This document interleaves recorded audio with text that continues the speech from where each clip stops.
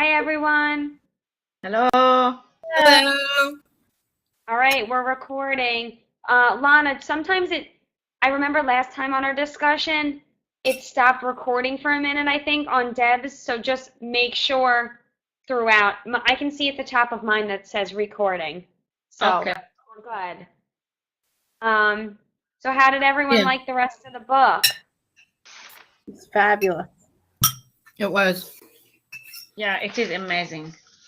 It was a great choice, and I think that, especially with the turn of events that happened today, it's again just so relevant to what's going on in the world with the threats today from and the Jews having to be evacuated. It just instantly is so relatable to our story.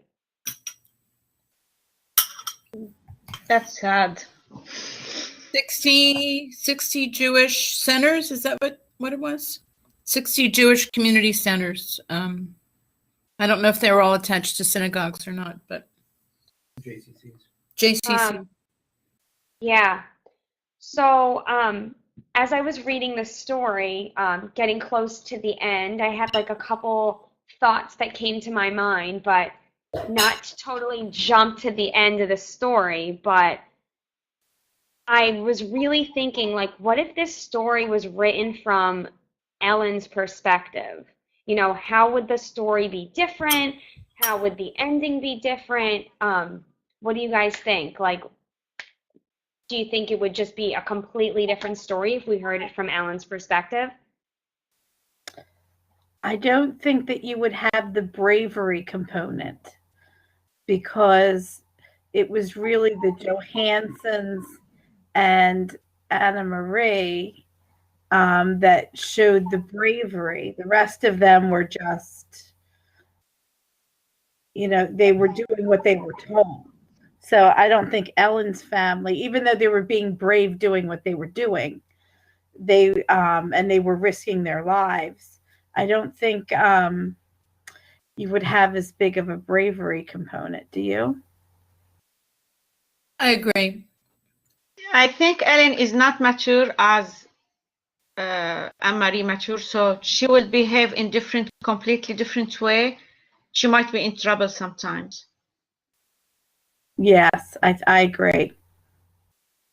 Yeah, I mean, I noted a lot in this second half, again with Anne Marie's bravery again. I know we talked about it on our last conference, but it just kept coming up how brave she was, especially when she went through the forest, the trail again. But I definitely think that you're right. I think it wouldn't have that factor if Ellen was telling the story. And I wonder, like, if the Johansons would have been more of like flat characters and her family, because we don't really know too much about the Rosens. So I feel like it might have been like a little flip-flopped. Mm-hmm. Actually, here I have a question because you talked about her trip to her uncle when she went to give him the food. Why the author made her think about the story, the Little Red Riding Hood, while she was walking? Why do you think she was thinking about the story? I was just thinking that she was trying to keep her mind busy. She was trying not to be afraid. So That's what I thought. She was falling back into how would her sister, is it Kira? No, it's not. Kirsty. Kirsty is so oblivious to everything going on that maybe she tried to, recreate a little of that obliviousness within her head to keep her mind off the danger. Actually, I thought in different way. I thought because she was remembering the story because she was afraid. She's very brave, but she was afraid at the same time. So when she heard some noise, she was remembering the story. I think she was afraid inside. That's why I remembered the story. Mm-hmm. She was thinking about it. These are my thoughts. What do you think, Heidi? I think it also sets up a parallel so that the suspense is going on two tracks. And since we know what's coming with Little Red Riding Hood, we're sort of gasping and thinking, oh no. Now, Yeah, I'm afraid of what might happen next. The Germans are the big bad wolf. That's what I was thinking too. Mm-hmm. And they have dogs. Yeah. Speaking of the dogs, what I thought was really cool, and I kind of like went on the internet after and looked it up, the handkerchief. At first I thought like, what was in that envelope? Was it like a passport for them? What was it? And then when it was the handkerchief and they explained like how it kills the dog's sense of smell, I actually went and researched it and like really looked at it. And I can't believe someone like a scientist created that or is insane. Yeah, that was fascinating, particularly since they did it without, you have to imagine how they would have to do it in secret and not, and with maybe not even all the resources that they would need to do that kind of experimenting. And yeah, and that also kind of makes me think like, what if the soldiers found, like they found the handkerchief, but what if they knew what the handkerchief was? Then how would the story play out? well, you know what one of my questions was, and I actually was not prepared for what they found and what was revealed, because I was wondering how big the package was, what shape it was, because when I read the word package, like I'm thinking of something that comes from Amazon.com, I guess, and I'm thinking, it's square and it's hard, and like, what is in it? And I wasn't thinking of something wrapped up in brown paper or something. Were you trying to figure out what shape? Yeah, because she put it in the basket. Yeah. I pictured it being like one of those huge like envelopes, kind of like this, but like a giant one. Mm-hmm. I don't know, but I guess maybe remember it was Mr. Rosen put it in his coat pocket. And she put it in the basket. Yeah. I had a thought while I was driving around. That's when weird things come to my mind. This story is very similar to Harriet Tubman and the Underground Railroad. And actually what's going on today with Mexicans being held up in sanctuary cities and churches so that so they can't come get them and deport them. But I was thinking it's very similar to the Underground Railroad with the slaves. Although you couldn't, the slaves had to travel at night and in secret, and it was a little easier to move the Jewish population around. I just really thought that, wow, it's very similar to the Underground Railroad. So yeah. I think there's a lot of similarities like that this book could between like that you said, the Underground Railroad, just what's going on now in the world. I think you could use this story with a lot of different lessons. I mean, and also I was thinking that the smuggling in the boat would probably not be too dissimilar to the Star Wars, when they when Han Solo, when they hide under the floorboards in the Millennium Falcon, and probably a lot of kids have seen that. So I was trying to picture what kind of boat, like what was the boat size, what was it like, and I hadn't thought of it as being a boat where you could smuggle like 6 or 7 people. And then I was thinking, and then I was kind of, in my mind, I was thinking of a boat that you could outfit that way. And I was thinking about, and of course it's not a boat, but I was thinking about the Millennium Falcon and how it has that, because it talks about the floorboards being able to be lifted up. And remember how, and I forget what episode it was, but they smuggle themselves in, they hide under the floorboards. So that would be pretty relatable. I mean, that part of it is relatable through that, because otherwise you're sort of wondering, gee, what kind of boat does he have? What size is it? Does it, I don't know. I did find myself there are a lot of points where she's very detailed and she kind of offers up insights, but towards the end, there's a lot that's left unanswered, I think. So there's some details that are left unanswered. When I pictured the boat, I pictured it to be like a little rickety fishing boat. So when they were saying that they were hiding people under the floorboards, I'm like, wait, how do you do that in like a little boat? Like I just picture like a little rowboat and someone going out to fish. Not Yeah, that's like, what I pictured too. so that was really interesting, thinking about hiding people. And apparently there was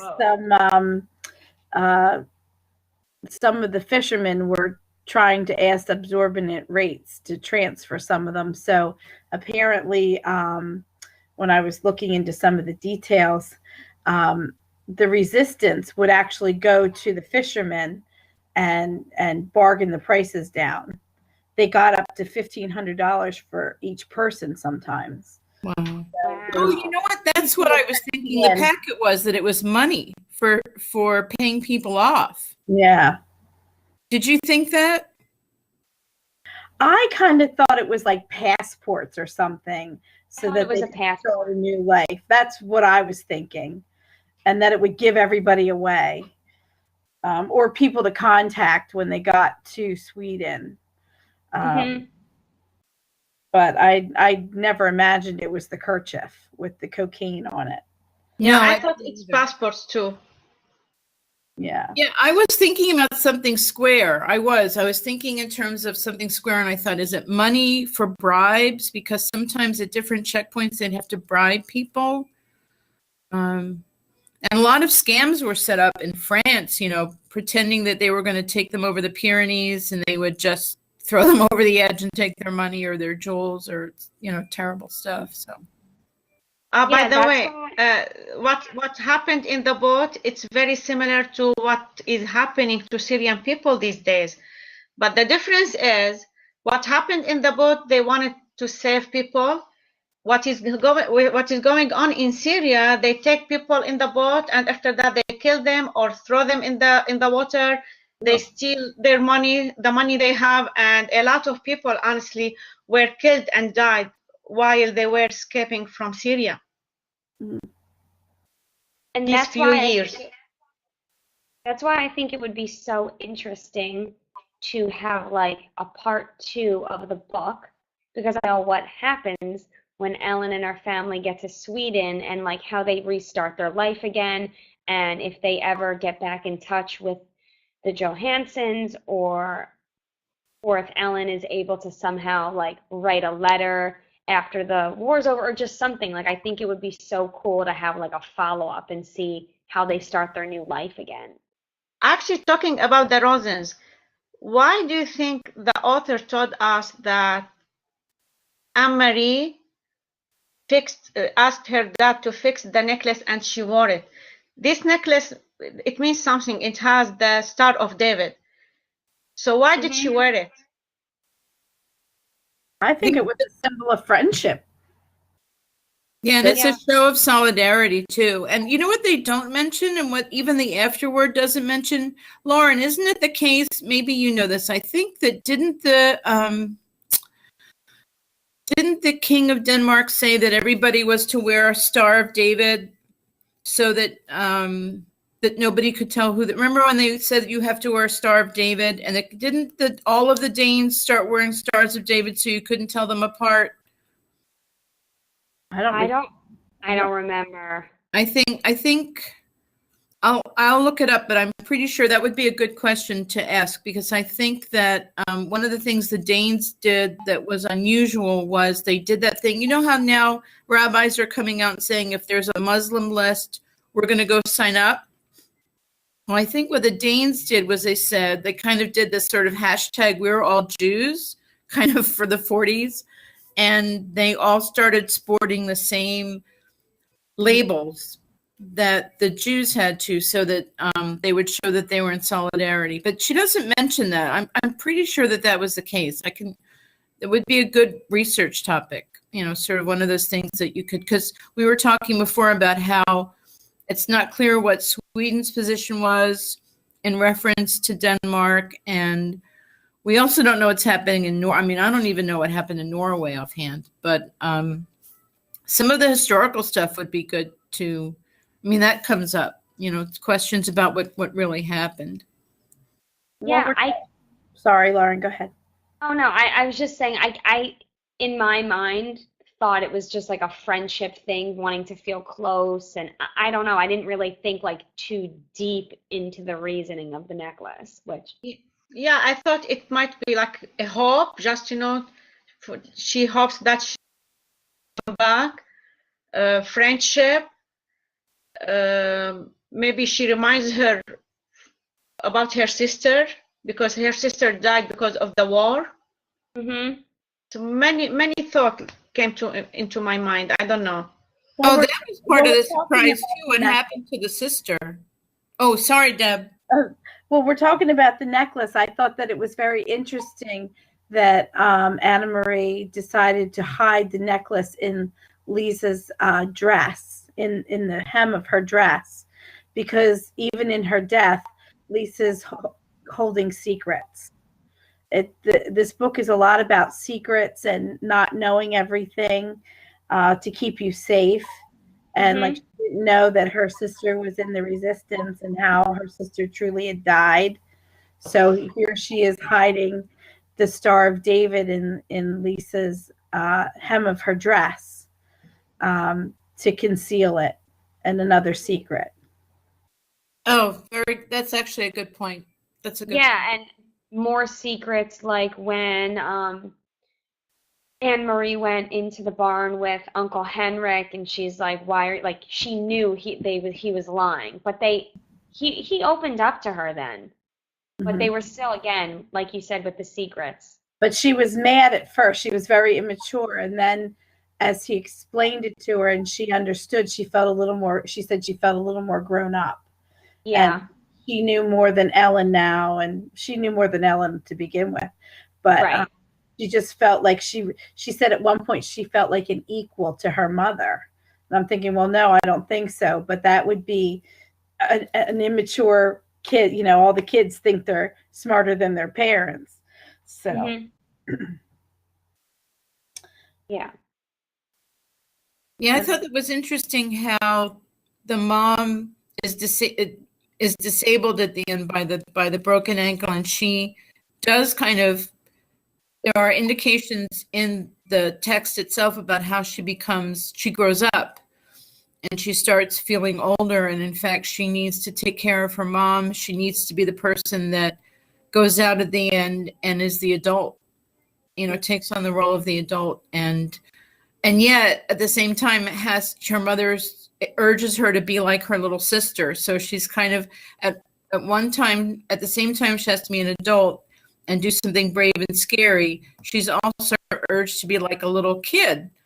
And that's pretty daunting, and yet she takes it on. She does it. I actually noted when I was reading that it was interesting when she was walking through the forest. She was kind of thinking, like, what would Kirsty do? Or like, how would she act in this situation? And she really took on that role when the soldiers found her. Mm-hmm. And one more thing that I found at the end of the book, one of these questions: did the Johansons help anyone else? Was this just one person they helped, or did they go back and do more? I mean, obviously the Rosens weren't the last ones to leave. The story in the end for me felt a little flat, because here they had this joy that they had gotten the Rosens out of there, but what about all the other people that were left? Were they helping? Did they intend to help more people, or was this a one-time thing? Yeah, I don't know. Well, for Peter it wasn't, and apparently for the uncle it wasn't, but I guess for them they did their part, and that was their. Mm-hmm. Excuse me, I will stop the recording for 1 second, okay? By the way, look what I found. Okay. All right. So why do you think she does not include why do you think the writer doesn't include some sort of epilogue where they get back together or get in touch? Do you think why do you think she makes that choice? I think maybe she wanted to write another book. Maybe. Part 2. Well, it would have to continue many years, probably after the war is over. It depends on how close to the war being over, I would think. And I wonder if she didn't have like a close relationship with anyone. Like I feel like she based the characters off of stories and things, and maybe she just wanted to leave it at that and like let our imaginations think like what happened. Mm-hmm. Yeah. By the way, when I read the afterword, I don't know if I'm right, but I found out that her friend's name is Anne-Les. So she named one Anne-Marie, and the other one she named her Les from her friend's name. Mm-hmm. I don't know if it's true, but that's what I found out. It's interesting. Why do you think that the author, like, I feel like she still left the Rosens as kind of like we didn't really know too much about. Why do you think like she didn't expand more on like how they felt during this whole process once they came to the Uncle Henrik's house? Like I feel like we didn't really hear too much about their feelings. Like why do you think she didn't really go into detail about that? Good question. I don't really have an answer for that. I think it's something more important to talk about in the story.